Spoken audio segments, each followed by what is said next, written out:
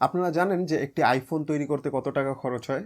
তো বাংলাদেশি টাকায় যদি আপনারা ক্যালকুলেশন করেন তাহলে আনুমানিক ৩৮ থেকে ৪০ হাজার টাকার মতো খরচ হয় একটি আইফোন তৈরি করতে।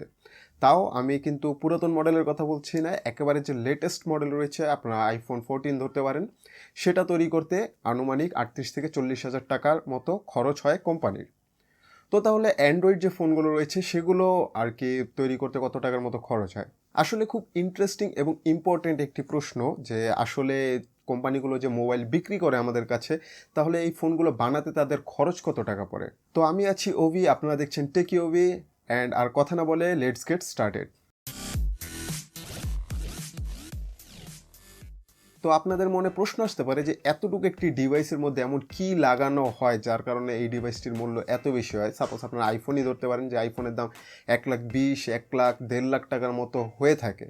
তো এতটুকু একটি ডিভাইস, সিম্পল একটি ডিভাইসের মধ্যে মানে হাইস্ট হলে আর কত টাকারই আর কি প্রোডাক্ট থাকতে পারে। তো আপনাদের বলে দিই যে কোম্পানিগুলো যে মোবাইল ফোন বানায় তাদের মধ্যে যে ফোনের মধ্যে পার্টসগুলো থাকে, এগুলোর কিন্তু বেশিরভাগ পার্টসই হলো গিয়ে অন্য কোম্পানি থেকে তারা কিনে আনে, তারা কিন্তু তৈরি করে না। যেমন আপনারা ধরতে পারেন যে আপনাদের কাছে যে স্মার্টফোন রয়েছে সেটার মধ্যে অ্যামোলেড আর কি ডিসপ্লে রয়েছে, তো এই ডিসপ্লেটি কিন্তু তারা নিজেরা তৈরি করে না, এটা কিন্তু স্যামসাংয়ের কাছ থেকে তারা কিনে আনে। তারপর আপনাদের ফোনে যদি চিপসেট থাকে স্ন্যাপড্রাগনের, তাহলে ওইটাও কিন্তু কোয়ালকমের কাছ থেকে কিনে আনে।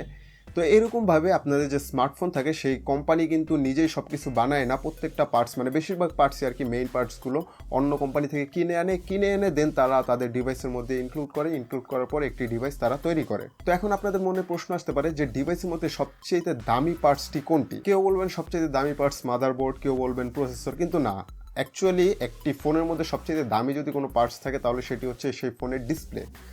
জি হ্যাঁ, আপনারা ঠিকই শুনেছেন যে ডিসপ্লের দামটাই সবচেয়ে বেশিরভাগ ক্ষেত্রে বেশি হয়, এবং এই বেশি প্রাইস হওয়ার কারণেই বেশিরভাগ আর কি স্মার্টফোন তাদের মোবাইলের মধ্যে আর কি অ্যামোলেড ডিসপ্লে দেয় না। অ্যামোলেড ডিসপ্লে একমাত্র দেখা যায় বেশিরভাগ ক্ষেত্রে হলো যে আপনাদের ফ্ল্যাগশিপ ফোনগুলো রয়েছে সেই ফোনগুলোর মধ্যেই বেশিরভাগ দেখা যায়। কেননা আপনারা বুঝতে পারতেছেন যে ডিসপ্লের মূল্য যদি ডিভাইসের মধ্যে সবচেয়ে বেশি হয়, তাহলে অ্যামোলেড ডিসপ্লে যদি লাগানো হয় তাহলে ওটার প্রাইস কিন্তু আরও বেশি হয়ে যাবে। তো এই কারণে মূলত অ্যামোলেড ডিসপ্লে সব ফোনে দেওয়া হয় না, স্পেশালি বাজেট বা মিড বাজেট ফোনগুলোতে অ্যামোলেড ডিসপ্লে তেমন একটা দেখা যায় না। একেবারে ফ্ল্যাগশিপ যে ফোনগুলো থাকে সেগুলোর মধ্যেই অ্যামোলেড ডিসপ্লে দেখা যায়। এখন আনুমানিক যদি বলি তাহলে যে ফ্ল্যাগশিপ ফোনগুলো রয়েছে, সাপোজ আপনারা আইফোনই ধরতে পারেন, তাদের যে ফোনের মধ্যে ডিসপ্লে রয়েছে সেই ডিসপ্লে হলো গিয়া কস্ট তাদের আনুমানিক বাংলাদেশি টাকায় 9 থেকে 10,000 টাকার মতো পড়ে, এবং এটার কোনো এক্স্যাক্টলি ফিগার কেউ বলতে পারবে না। কেননা সাপোজ আপনারা চিন্তা করেন যে রিয়েলমি হলো গিয়ে তাদের ফোন বানানোর জন্য স্যামসাংয়ের থেকে অ্যামোলেড ডিসপ্লের অর্ডার দিল, তো তারা যতগুলো মানে যত পিস আর কি ফোন বানাবে তার উপর ডিপেন্ড করে তারা কিন্তু ডিসপ্লে অর্ডার দিবে।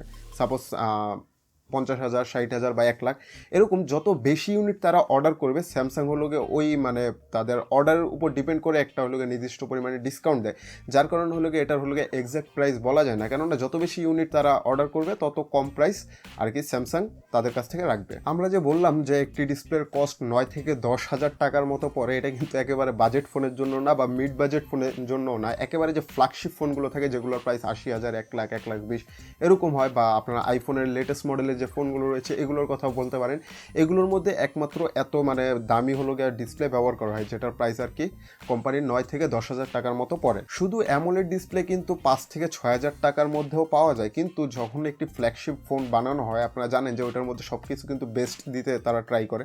যেমন সাপোজ চিন্তা করেন যে একটি ফ্ল্যাগশিপ ফোন বানালো, সেটাতে শুধু কিন্তু অ্যামোলেড ডিসপ্লে থাকে না, ডিসপ্লের উপর কিন্তু আরও কিছু ফিচার থাকে, যেমন কার্ভ ডিসপ্লে থাকতে পারে বা হাই এন্ড রিফ্রেশ রেট 120, 160 এরকম রিফ্রেশ রেট থাকতে পারে।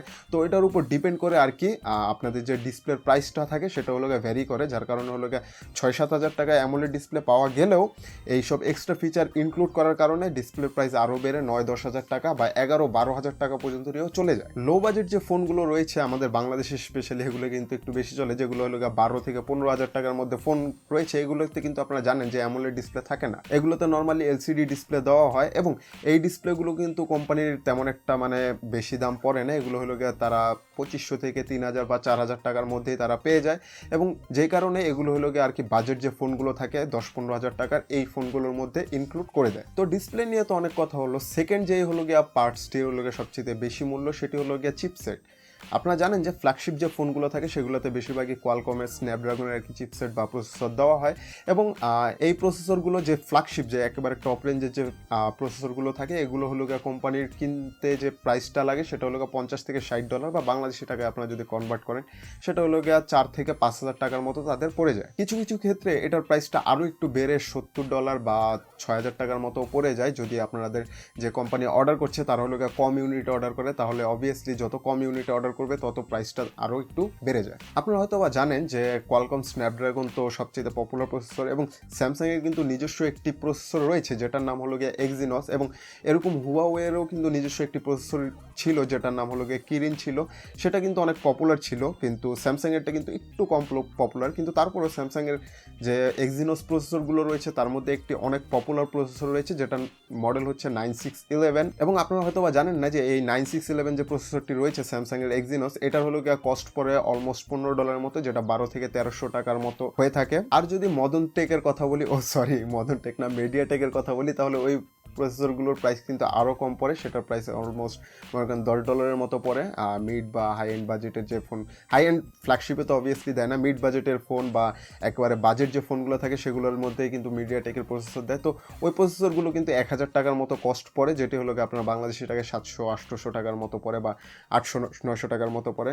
তো এটা কিন্তু এত বেশি ভালো পারফরমেন্স দেয় না, যার কারণে এই প্রসেসরটার দাম অনেক কম, এবং এটা একমাত্র বাজেট যে ফোনগুলো থাকে সেগুলোর মধ্যেই দেখা যায়। তো সবশেষে বলে দিই যে আপনারা যদি প্রসেসর নিয়ে আরও বেশি ইনফরমেশন জানতে চান, আমার একটি সেপারেট ভিডিও রয়েছে যেখানে আমি প্রসেসর কী এবং প্রসেসর কীভাবে কাজ করে সেটা আমি পুরো এক্সপ্লেন করেছি। ওই ভিডিওটি যদি দেখতে চান তাহলে এই পাশে অথবা এই পাশে আমি আই বাটনে লিঙ্ক দিয়ে দিব, সেখানে দেখতে পাবেন যে লিঙ্ক ফ্ল্যাশ হচ্ছে, এবং ডিসক্রিপশন বক্সেও আমি লিঙ্ক দিয়ে দিব, ওইখান থেকে আপনারা চাইলে দেখে নিতে পারেন। তো নেক্সট যে কম্পোনেন্টটি রয়েছে সেটি হলো গিয়ে ক্যামেরা। এখন ক্যামেরার প্রাইস কত হয় এটা কিন্তু অ্যাকচুয়ালি মানে বলা যায় না, যে মানে ফিক্সড একটি কোনো প্রাইস বলা যায় না, কেননা ক্যামেরার মধ্যে অনেকগুলো কম্পোনেন্ট থাকে। যেমন আপনার ক্যামেরার মধ্যে ইমেজ সেন্সর থাকে, সেটা কত বড় হবে, কত ছোট হবে, কত মেগাপিক্সেলের ক্যামেরা, অথবা ওটার মধ্যে লেন্স কী ব্যবহার করা হচ্ছে এটার উপর ডিপেন্ড করে কিন্তু প্রাইসটা ভ্যারি করে। এবং আপনাদের বলে দেই যে ক্যামেরা নিয়েও আমার একটি সেপারেট ভিডিও রয়েছে, সেখানে আমি এক্সপ্লেন করেছিলাম যে মেগাপিক্সেল কী এবং ক্যামেরা কীভাবে কাজ করে। ওই ভিডিওটিও আমি আই বাটনে এবং নিচনে ডিসক্রিপশনে দিয়ে দিব, আপনারা চাইলে সেটাও দেখে নিতে পারেন। এখন ক্যামেরার কিন্তু এক্স্যাক্ট প্রাইসটা বলা যায় না, কেননা এক এক ফোনে এক এক রকম ক্যামেরা সেট আপ থাকে, কোনোটায় সিঙ্গেল, কোনোটায় ডাবল, কোনোটায় ট্রিপল, কোনোটায় 4টা ক্যামেরাও থাকে, কোনো কোনো ফোনে তো 8-10টাও ক্যামেরা দিয়ে দেয়। তো অ্যাকচুয়ালি এটা কিন্তু বলা যায় না। তবে ফ্ল্যাগশিপ যে ফোনগুলো রয়েছে সেগুলোতে মোটামুটি দেখা যায় যে এখন 108 মেগাপিক্সেলের যে ক্যামেরার যে সেট আপটি দেয়, ট্রিপল ক্যামেরা সেট আপ বা 4টা ক্যামেরার সেট আপ, সেটা হলো গিয়া কিনতে হলো গিয়া যে কোম্পানিগুলোর প্রাইস পড়ে সেটা হলো গিয়া 4 থেকে 6,000 টাকা, মানে $50 মতো অলমোস্ট পড়ে যায়। এবং মিড বাজেট যে ফোনগুলো রয়েছে সেগুলোর মধ্যে যে ক্যামেরা সেট আপ দেয় সেগুলোর হলো গিয়া প্রাইস হলো গিয়া 3 থেকে 4,000 টাকার মতো কোম্পানির আর কি পড়ে। সেগুলোতে মোটামুটি আপনারা জানেন যে মিডিয়াম আর কি যে ক্যামেরা সেট আপটি থাকে সেটি হলো গিয়ে থাকে আর সাপোজ 48 বা 50 মেগাপিক্সেলের যে ক্যামেরা রয়েছে সেগুলো। এবং বাজেট ফোনের কথা যদি বলি, আপনাদের হয়তো বা দেখেছেন যে বাজেট ফোনে অনেক সময় 48 বা 50 মেগাপিক্সেল ক্যামেরা দেয়, কিন্তু অ্যাকচুয়ালি কিন্তু এটা 48 মেগাপিক্সেল বা 50 মেগাপিক্সেল না, ওটাকে আর কি টেনে হিস্ট্রি কোনো মতে 48 মেগাপিক্সেলের ক্যামেরা বানিয়ে দিয়ে দেয়। ওগুলো কিন্তু ক্যামেরার যে সেট আপগুলো থাকে এগুলোর প্রাইস অনেক কম থাকে, এগুলো 1000, 1200 বা 1500 টাকার মতো থাকে ওই ক্যামেরার সেট আপের আর কি প্রাইস।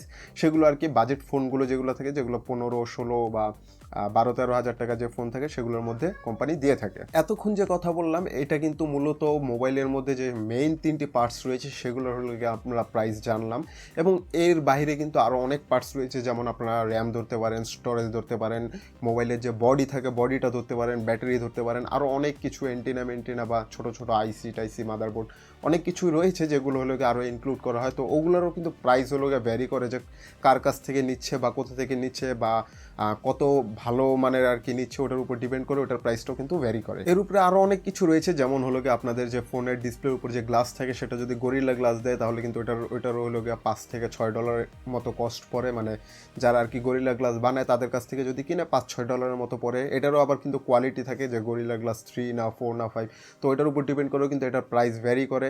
এরপর আপনাদের সাপোজ যে ফ্ল্যাগশিপ ফোন রয়েছে সেটাতে যদি 5G দিতে চায় সেটার জন্য কিন্তু 5Gর যে ব্যান্ড রয়েছে ওই ব্যান্ড বা অ্যান্টিনা সেটা কিন্তু ইনক্লুড করা লাগে, ওটার জন্য কিন্তু এক্সট্রা কস্ট হয়ে থাকে। এখন মনে করেন যে ফ্ল্যাগশিপ যে স্ন্যাপড্রাগনের প্রসেসর রয়েছে সেটা কিন্তু 5G সাপোর্ট করে। আপনি প্রসেসর 5G যে সাপোর্ট করে এই প্রসেসর যদি কিনেন, আপনি 5G সাপোর্ট পাচ্ছেন, আপনি এখন ফোনে দেন চাই না দেন, ওই প্রসেসরটা যখন কিনতে যায় তখন কিন্তু ওই 5Gর যে প্রাইসটা সেই প্রাইসটাও কোম্পানিদের দেওয়া লাগে, যার কারণে ওই প্রসেসরটা নর্মালি কোনো ফোনে দিতে চায় না। যদি কোনো ফোনে দেয় সেই ফোনে তাদের 5Gটাও দেওয়া লাগে, কেননা 5G যদি না দেয় তারপরেও কোনো সমস্যা নেই, কিন্তু 5Gর যে পেমেন্টটা আর কি তাদের কিন্তু কোম্পানির ওই টাকাটা কিন্তু প্রসেসর কোম্পানিকে দিয়েই তারপর ওই প্রসেসরটা নেওয়া লাগে। তো এগুলো কিন্তু সবগুলো একটা রাফ আর কি প্রাইসের মেজারমেন্ট আমি দেওয়ার ট্রাই করেছি। তো আপনারা হয়তো বা বুঝতে পারতেছেন যে একটি ফোন বানাতে কোম্পানির কত টাকার মতো খরচ হয়ে থাকে। তো নর্মালি আপনারা যদি ধরেন যে সাপোজ 3/2 মতো খরচ হয় একটি অ্যান্ড্রয়েড ফোন বানাতে, এবং অ্যাপেলের যে ফোন রয়েছে সেগুলো কিন্তু আর একটু কম হয়। যেমন অ্যাপেলের ফোন আপনারা দেখেছেন যে লেটেস্ট যে ফোন থাকে ওটা হলো 1,00,000, 1,20,000 বা 1,50,000 মতো হয়, কিন্তু ওইটা বানাতে আপনারা বাংলাদেশি টাকায় আপনারা ধরেন 40,000 টাকার মতো খরচ হয়ে থাকে। এবং 30,000 থেকে 40,000 টাকা যদি খরচ হয় তাহলে 70,000 বা 80,000 টাকা কি পুরাটাই কি কোম্পানির লাভ? না, এটা কিন্তু পুরাটা লাভ না। এর উপরে আপনাদের যখন আর কি প্রোডাক্টটা রেডি হয়ে যায়, সাপোজ রেডি করলো তারা হলো 40,000 টাকা দিয়ে, কিন্তু ওটার মার্কেট প্রাইস হলো 1,20,000 টাকা। এরপরেও কিন্তু আরও অনেক খরচ রয়েছে, যেমন তারা যে রিসার্চ অ্যান্ড ডেভেলপমেন্ট করছে নতুন নতুন ফিচারের জন্য, সেগুলোতে কিন্তু তাদের খরচ রয়েছে, তাদের এমপ্লয়ীদের খরচ রয়েছে, তাদের ফ্যাক্টরির খরচ রয়েছে, এবং তারা প্রোডাক্টগুলো যে পাঠাবে শিপিং চার্জ রয়েছে, প্যাকেজিং খরচ রয়েছে, যেই দোকানের মাধ্যমে সেল করবে বা শোরুমের মাধ্যমে সেল করবে সেইখানে হলো খরচ রয়েছে। এক কথা কি ফোন তৈরি করা হয়ে গেলেই কিন্তু তাদের মানে খরচ শেষ না, এরপরেও আরও অনেক খরচ রয়েছে। তবে আপনারা বুঝতে পারতেছেন যে কেমন একটা প্রাইস হতে পারে। হয়তো বা মনে করেন যে আইফোন বানাতে হলো খরচ পড়লো 40,000 টাকার মতো, কিন্তু সেই আইফোনটি বিক্রি করা হচ্ছে 1,20,000 টাকা। তো তারপরে থাকে কত 60-80,000 টাকা থাকে, কিন্তু 80,000 টাকার মধ্যে কিন্তু আরও 15 বা 20,000 টাকা কিন্তু খরচ হয় তাদের আরও যে মানে শিপিং কস্ট বা কর্মীদের কস্ট বা শোরুমের কস্ট বা প্যাকেজিং এইসব আর কি অন্যান্য খরচের মধ্যে আরও খরচ হয়। তো আপনারা একটি রাফ ধারণা পেতে পারেন যে একটি ফোন বানাতে টোটাল খরচ পড়ে 35,000 থেকে 40,000 টাকা, মানে অ্যাপেলের যে লেটেস্ট আইফোন 14 রয়েছে সেটা। দেন হলো ওটার এক্সট্রা আরও কিছু কস্ট থাকে, যার কারণে হলো টোটাল মনে করেন আপনার 50 বা 60,000 টাকা ধরতে পারেন যে তাদের পুরো ফুল কস্ট পড়ে। এরপরে যা থাকে সেটা হলো মূলত কোম্পানির বেনিফিটে যায়। তো আইফোনে হলো মূলত কিন্তু তাদের হলো যে প্রফিটটা সেটা একটু বেশিই থাকে। তো অ্যান্ড্রয়েডে কিন্তু মূলত আইফোনের তুলনায় একটু কম প্রফিট থাকে, কেননা আইফোনে আপনারা দেখতে পাচ্ছেন যে 50,000 টাকা দিয়ে যে আইফোন মানে সেটা অলমোস্ট ধরা যায় যে 5/3 খরচ হচ্ছে, 2 লাভ হচ্ছে। কিন্তু আপনাদের যে অ্যান্ড্রয়েড রয়েছে সেটাতে কিন্তু আপনারা ধরতে পারেন 4/3 খরচ হচ্ছে এবং 1 হলো লাভ হচ্ছে। তো এখানে দেখা যায় যে এখানে অ্যান্ড্রয়েডে কিন্তু আরও কিছু এক্সট্রা কস্ট রয়েছে, যেমন গুগলের যে অ্যান্ড্রয়েড সাপোর্ট পাচ্ছে, যে অ্যান্ড্রয়েডের টাইম টু টাইম আপডেট, সেটার জন্য কিন্তু গুগলকে পে করা লাগে। গুগলের যে অ্যাপস রয়েছে সেগুলোর জন্য পে করা লাগে। এটা সেম কিন্তু আইফোনও করে। আইফোনে যে ম্যাপ রয়েছে সেখানে কিন্তু গুগলের কিছু সার্ভিস রয়েছে, যেমন গুগল ম্যাপ বা আরও কিছু সার্ভিস রয়েছে, সেগুলোর জন্য কিন্তু গুগলকে পে করা লাগে। তো মূলত সব কিছু আপনারা যদি টোটাল কাউন্ট করেন তাহলে আপনারা রাফ একটি আইডিয়া পেয়ে যাবেন যে একটি ফোন বানাতে কত টাকা খরচ হয়, এবং ওইটার পিছনে আরও অন্যান্য যে খরচ রয়েছে সব মিলিয়ে টোটাল কত টাকা খরচ হয়, এবং কোম্পানিগুলোর কত টাকা প্রফিট থাকে। এর ভিতরে আরও কিছু কস্ট রয়েছে, যেমন যেই দেশে আর কি সেল করবে সেই দেশের কিন্তু ট্যাক্সও থাকে। যেমন বাংলাদেশের একটি নির্দিষ্ট ট্যাক্স, ইন্ডিয়াতে সেল করলে সেখানে ট্যাক্স, ওই ট্যাক্সের উপর ডিপেন্ড করেও কিন্তু আপনাদের যে স্মার্টফোনগুলো কিনেন সেগুলোর কিন্তু প্রাইসটা ভ্যারি করে। যে যেই দেশে ট্যাক্সের পরিমাণ বেশি সেই দেশে কিন্তু ফোন একটু বেশি প্রাইসে সেল করা হয়, যে দেশে ট্যাক্সের পরিমাণ কম সেই দেশে কিন্তু ফোন একটু কম প্রাইসে সেল করা হয়। এর উপরে আবার যে অনলাইন শপিং যে আর কি ওয়েবসাইটগুলো রয়েছে সেখান থেকে আপনারা অনেক সময় কিন্তু ফোন কিনলে ডিসকাউন্ট পান। তো ওইখানে কিছু কার্ড দেওয়া হয় বা কিছু ডিসকাউন্ট দেওয়া হয়। এটা মূলত নতুন ফোনে দেওয়া হয় না, যখন ফোনগুলো আর কি একটু পুরাতন হয়ে যায়, তাদের স্টকে অনেকগুলো প্রোডাক্ট রয়েছে, এগুলো তো এখন শেষ করা লাগবে।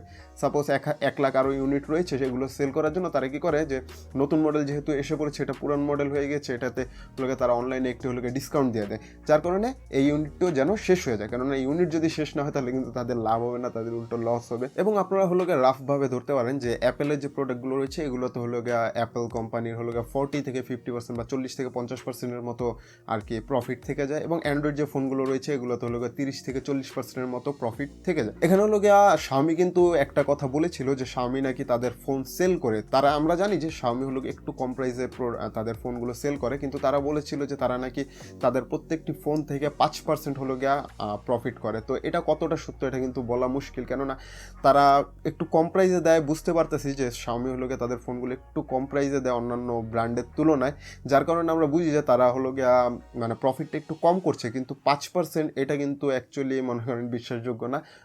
হয়তোবা এটা হলো গিয়ে মার্কেটিংয়ের জন্য ইউজ করেছে, এর চাইতে আরও অনেক বেশি হয়তোবা তারা প্রফিট রেখে থাকে। তো আশা করি আপনারা বুঝতে পেরেছেন যে একটি ফোন বানাতে আনুমানিক কত টাকার মতো খরচ হয় এবং আমরা ওই ফোনটি কত টাকা দিয়ে কিনি এবং মাঝখানে কোম্পানির হলো গিয়ে যে প্রফিটটা রয়েছে সেটা হলো গিয়ে কোম্পানি কতটুকু পেয়ে থাকে। তো আমার আরও কিছু ভিডিও রয়েছে যেখানে আমি এক্সপ্লেইন করেছিলাম যে প্রসেসর কীভাবে কাজ করে অথবা র্যাম কীভাবে কাজ করে অথবা ক্যামেরা বা মেগাপিক্সেল কী জিনিস, এগুলো নিয়ে আমি আরও কিছু ভিডিও বানিয়েছি। আপনারা যদি ওই ভিডিওগুলো দেখতে চান তাহলে নিচনে ডিসক্রিপশন বক্সে আমি লিঙ্ক দিয়ে দিব, সেগুলো দেখে নিতে পারেন, অথবা উপরে আই বাটনে আমি লিঙ্ক দিয়ে দিব, এখান থেকেও দেখে নিতে পারেন।